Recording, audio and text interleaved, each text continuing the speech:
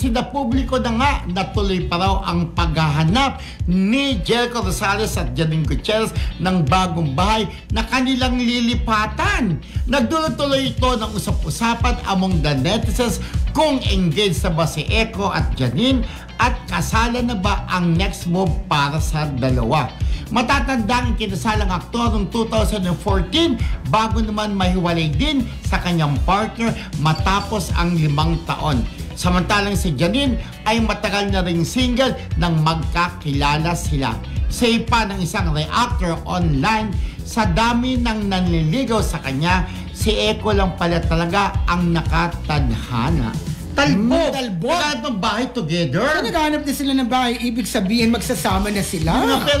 Pero kung ako parang mas gusto, kung sakali man, yun nga, magsasama na siya, baka naman, mas maganda pa rin kasal-kasalan, bahay-bahayan. Correct. Diba? Pero, kung choice nyo yun, mag-live-in muna kayo. Kasi diba yung iba, mga iba friendship, diba, nagsasama muna sila, kikilalanin nila muna ng mabutang isa bago sila magpakasal. Pero kung sa tingin nila, di sila lang kasundo, at least wala silang papel na pinirma na kumarap sila sa harap ng Panginoon na kinasal sila. So madali na lang maghiwalay. At least sinubukan nila, diba? Yung mga nagli-live-in, diba? Correct. Sinubukan nila na makilala ang isa't isa kapag hindi naman nag-push nag-click, diba?